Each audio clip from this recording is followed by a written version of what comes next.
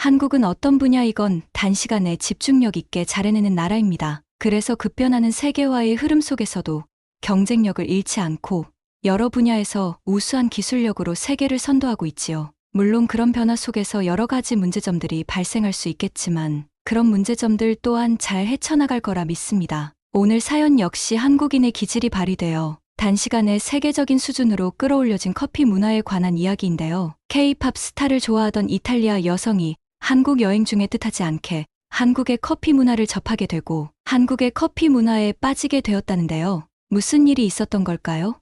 안녕하세요. 감동박스입니다. 여러분들의 구독과 좋아요, 사연 접수로 영상이 제작됩니다. 오늘도 도착한 사연 박스 열어볼게요. 해당 사연은 이탈리아에 사는 카타리나 씨의 이야기와 커뮤니티 내용을 바탕으로 재구성하였습니다. 안녕하세요. 저는 23세 카타리나입니다. 저는 이탈리아 베네치아에서 바리스타로 일하며 이곳의 커피 문화에 큰 자부심을 가지고 자랐습니다. 저의 커피 여정은 어린 시절부터 시작되었습니다. 커피의 나라 이탈리아답게 어릴 때부터 부모님은 항상 커피와 가까이 계셨고 부모님이 마시던 그 커피 향과 볶은 원두의 달콤한 향은 어린 아이인 저를 매료시키고 호기심을 자극하기에 충분했습니다. 그때부터 이미 저는 커피에 대한 애정이 자라고 있었던 것 같습니다. 학교를 졸업하고 저는 이탈리아 커피 아카데미에 들어가 이탈리아 커피의 역사와 커피에 관한 지식들을 배우기 시작했습니다. 생각보다 어렵고 많은 내용이었습니다. 그리고 생각지도 못했던 복잡한 이론들을 접하게 되었죠. 저는 커피 아카데미를 졸업한 후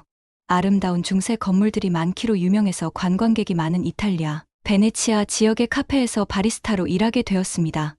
이탈리아인들과 외국 여행객들에게 훌륭한 커피를 제공하는 특별한 기회를 누리게 되었죠. 매일 아침 저는 작은 카페 안에서 최상의 에스프레소를 추출하기 위해 최선을 다했고 많은 사람들이 만족할 수 있는 커피를 제공하였습니다. 힘든 오전 근무 시간이 끝나고 점심시간에는 작은 광장에 앉아 커피와 함께 지역의 미식을 즐길 수 있었습니다. 그렇게 저에게 커피는 제 인생의 대부분을 차지할 정도가 되었고 이탈리아 커피에 대한 자부심도 커졌습니다. 그러던 어느 날이었습니다. 평소 근처 식당에서 일하던 친구와 함께 한국으로 휴가 계획을 세우게 되었습니다. 그 친구와 저는 평소에 K-팝에 관심이 많아 서로 K-팝에 대해 정보를 교류하며 친하게 지내는 사이였거든요. 저희들의 여행 일정은 단순했어요. 저희가 좋아하는 K-팝 스타들의 인스타그램을 보며 그들이 다닌 장소들을 찾아다니는 게 주요한 일정 중에 하나였습니다. 그렇게 저희는 큰 기대감에 부푼 채로 한국 서울에 도착하게 되었습니다. 서울에 도착한 저희는 제 또래 한국인들,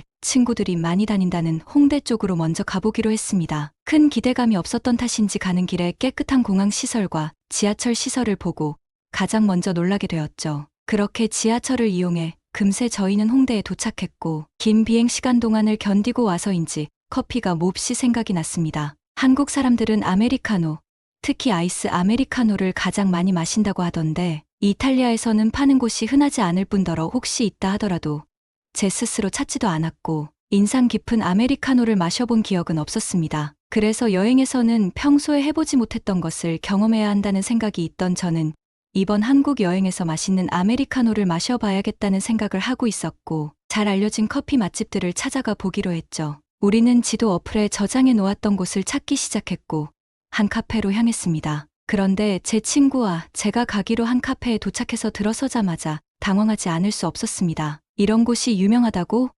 너무 규모도 작고 평범해 보이며 전통이 있어 보이지도 않는데 제 친구와 저는 이런 의구심을 가지고 일단 자리에 앉았습니다. 제 나이 또래로 보이는 직원분들이 반갑게 맞아주시더군요. 그리곤 영어로 친절하게 메뉴 안내를 해주셨는데 직원분이 보여주신 메뉴를 보고 또 한 번 놀라고 말았죠. 드립 커피는 물론 에스프레소에 물을 섞은 아메리카노의 형태로 내려줄 수 있는 원두의 종류가 10여 가지나 되더군요. 이렇게나 다양한 원두를 어떻게 구비할 수 있는 건지 궁금했습니다. 나중에 알고 봤더니 한국은 굉장히 다양한 스타일의 실력 있는 로스터리 카페들이 전국에 분포해 있었고 그들끼리 교류하는 문화도 활발해서 서로가 로스팅하는 원두들을 구입하여 사용하는 경우가 많다고 하더군요. 뿐만 아니라 해외 로스터리와도 교류가 있어서 자신들의 카페와 컨셉이 맞는 커피를 제조하는 곳의 원두를 한국 수입업체를 통해 받아서 쓰고 있는 곳들도 많았습니다. 한국은 커피 문화가 본격적으로 시작된 지 오래되지 않았다고 알고 있는데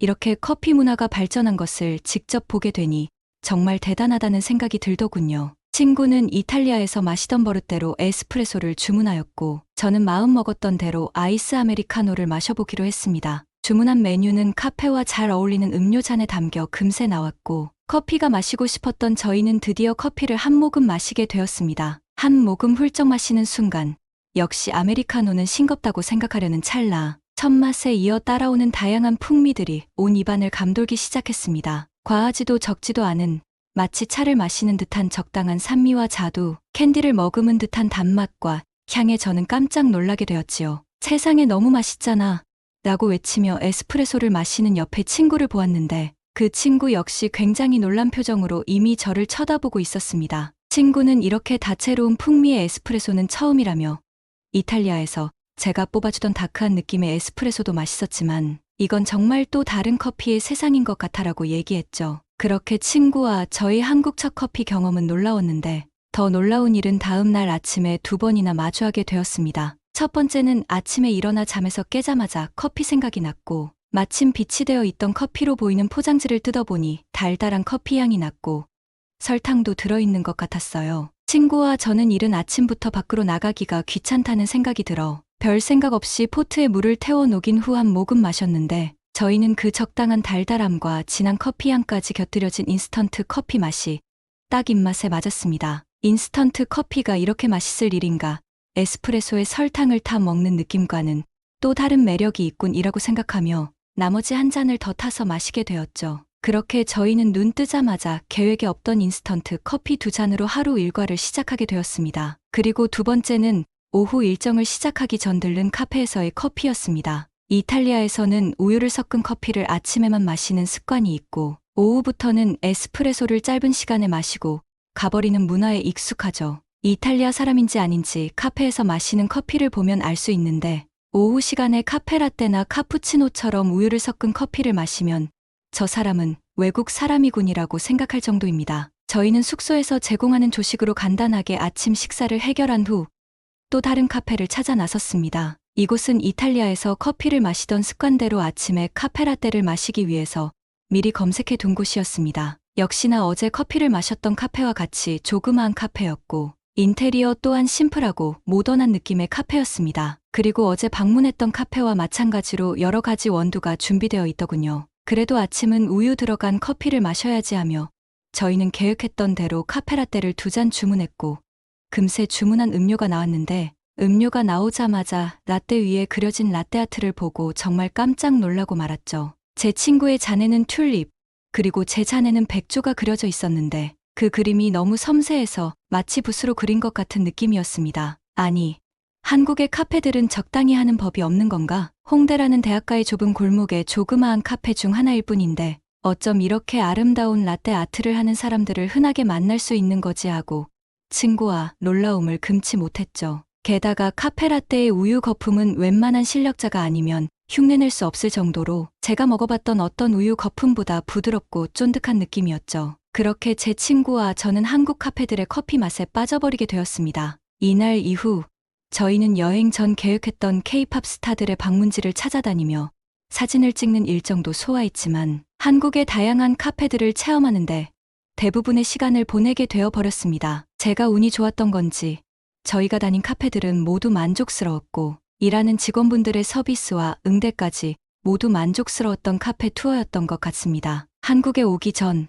SNS 검색을 통해 찾아보았을 때 한국의 제 나이 또래 친구들은 너나 할 것 없이 유명한 카페를 돌아다니며 SNS에 많은 사진들을 올리는구나라고 생각한 적이 있는데 거기에는 이렇게 멋진 카페들이 넘쳐나는데 이유가 있었던 것 같습니다. 지금 저는 이탈리아에 돌아와 다시 묵묵히 제 일을 하며 지내고 있습니다. 여전히 최고의 에스프레소 한 잔을 손님들께 드리기 위해 심혈을 기울여 한 잔 한 잔을 내리고 있죠. 하지만 그때 한국 여행에서 커피를 마시고 놀라던 기억은 아직도 잊지 못하는 순간이 되었습니다. 함께 여행했던 제 친구와 저는 아직도 만나면 K-팝 스타들 얘기 대신 그때 카페에서 있었던 커피에 대한 이야기들을 할 정도로 인상 깊었죠. 한국의 커피 문화는 다양성과 창의성으로 가득 차 있었고 저는 그곳의 바리스타들이 얼마나 열정적이고 예술적인지를 눈으로 확인했죠. 더 많은 카페들을 다녀보지 못하고 돌아온 것이 아쉽기만 합니다. 그래도 그런 경험을 통해 저는 제가 태어나고 자라온 마을의 이탈리아와 한국의 커피 문화를 조화롭게 섞어서